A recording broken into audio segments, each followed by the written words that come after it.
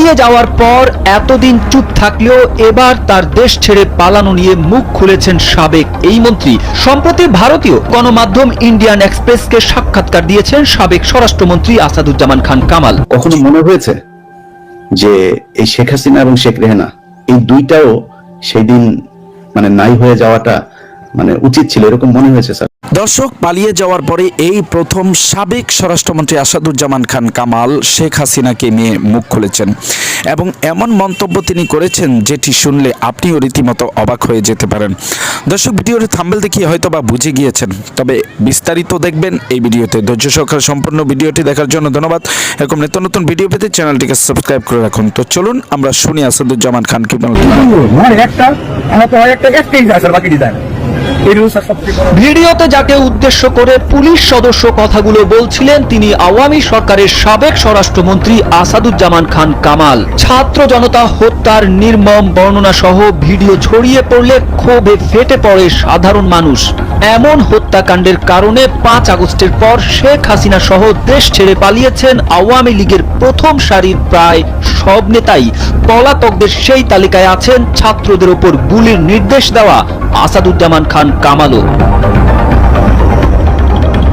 পালিয়ে যাওয়ার পর এতদিন চুপ থাকলেও এবার তার দেশ ছেড়ে পালানো নিয়ে মুখ খুলেছেন সাবেক এই মন্ত্রী। সম্প্রতি ভারতীয় গণমাধ্যম ইন্ডিয়ান এক্সপ্রেসকে সাক্ষাৎকার দিয়েছেন সাবেক স্বরাষ্ট্রমন্ত্রী আসাদুজ্জামান খান কামাল। মাধ্যম ইন্ডিয়া এক্সপ্রেসকে দেয়া এক সাক্ষাৎকারে তিনি এই মন্তব্য করেছেন। এই সাক্ষাৎকারটি সামাজিক যোগাযোগ মাধ্যম ফেসবুকে শেয়ার করেছেন প্রধান উপদেষ্টার প্রেস সচিব শফিকুল আলম। সাক্ষাৎকারে ইউনূসের উদ্দেশ্যে সাবেক এই মন্ত্রী বলেন, মোহাম্মদ ইউনূস চেয়ারে বসার কোনো অধিকার নেই। তিনি কোনো নেতা নন, কোনো রাজনৈতিক ব্যক্তিত্ব নন। আমাদের দেশে একটা অদ্ভুত ঘটনা ঘটছে। বাংলাদেশে একটি অদ্ভুত উদাহরণ রয়েছে। ইউনূসের উচিত পদত্যাগ করা এবং আওয়ামী লীগ সহ সকল রাজনৈতিক দলকে নির্বাচনে লড়াই করার সুযোগ দিয়ে গণতন্ত্র পুনরুদ্ধার করতে দেয়া, এটাই একমাত্র উপায়। পতনের বিষয়ে সাবেক এই স্বরাষ্ট্রমন্ত্রী বলেন, আমি 10 বছর 6 মাস বাংলাদেশের স্বরাষ্ট্রমন্ত্রী ছিলাম। আমি এই সময়ের মধ্যে অনেক ঘটনা দেখেছি। আমি নিজেও 5 থেকে 6 আগস্ট ঢাকায় ছিলাম এবং 7 আগস্ট বাড়ি থেকে বের হয়েছি। গোয়েন্দা ব্যর্থতার বিষয়ে শেখ হাসিনার সাবেক এই মন্ত্রী বলেন, আমি একমত যে একটি গোয়েন্দা ব্যর্থতা ছিল, যা ইচ্ছাকৃতভাবে হোক বা অন্যভাবে হোক, কিন্তু এটিও একটি।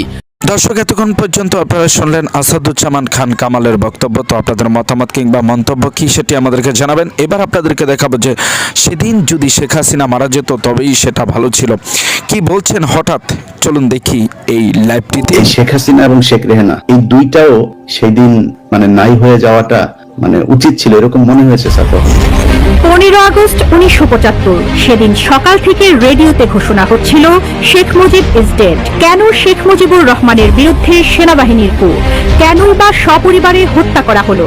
সাংবাদিক ইলিয়াস হোসেনের লাইভে প্রথমবার মুখ খুললেন বীর মুক্তিযোদ্ধা লেফটেন্যান্ট কর্নেল অবসরপ্রাপ্ত এম রাশিদ চৌধুরী বীর প্রতীক। পরবর্তীতে মুজিব কন্যা শেখ হাসিনা শেখ রেহানার অত্যাচারে অতিষ্ঠ হয়ে তাদের জীবিত ছেড়ে দেওয়া কি সবচেয়ে বড় ভুল ছিল?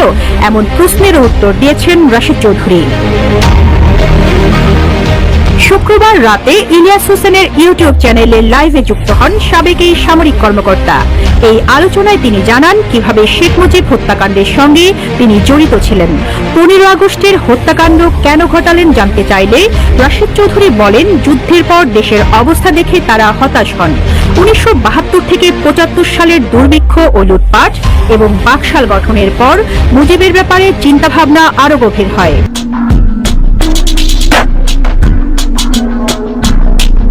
রাশিদ চৌধুরী জানান, 15 আগস্টের অপারেশনের নেতৃত্বে ছিলেন ফারুক, আর রশিদের দায়িত্ব ছিল রাজনৈতিক ব্যক্তিদের একত্রিত করা। শেখ মুজিবের বাসা, সেরনিয়াবাদের বাসা, রেডিও স্টেশন ও শেখ মুনির বাসাকে টার্গেট করা হয়।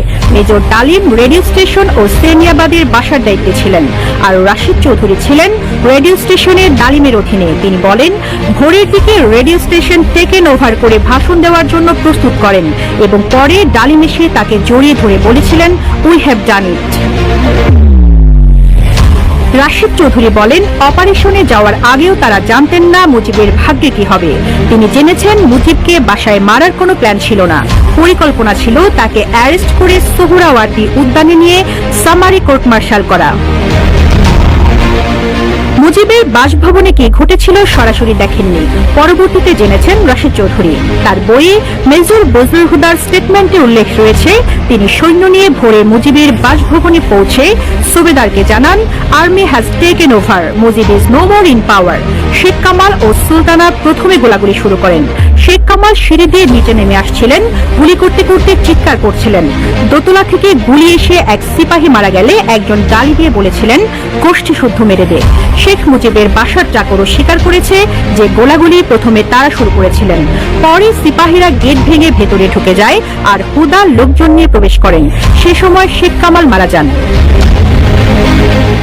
হুদার বক্তব্যে রাশেদ চৌধুরী বলেন, তিনি কয়েকজনকে নিয়ে শেখ মুজিবকে নামানোর সময় শেখ জামাল ও সুলতানা আবার উপর থেকে এলোপাথারি গুলি ছোড়েন। এক গুলিতে মুজিবের পেছনে থাকা সিপাহী পড়ে যায়। গুলির শব্দে লাঞ্চারের লোকজনও এসে পাল্টা গুলি চালায়। এক পর্যায়ে মুজিবের গায়ে গুলি লাগলে তিনি পড়ে যান। শেখ রাসেলকে কেন হত্যা করা হলো জানতে চাইলে রাশেদ চৌধুরী বলেন, সবাই দোতলার একটা রুমে বন্ধ ছিল। শেখ মুজিব পড়ে গেলে উপর থেকে জানালা দিয়ে